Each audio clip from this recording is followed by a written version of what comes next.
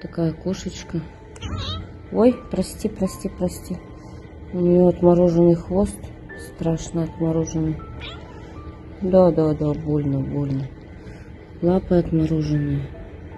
Пяточки все отмороженные. И худая, скелет, одни кости.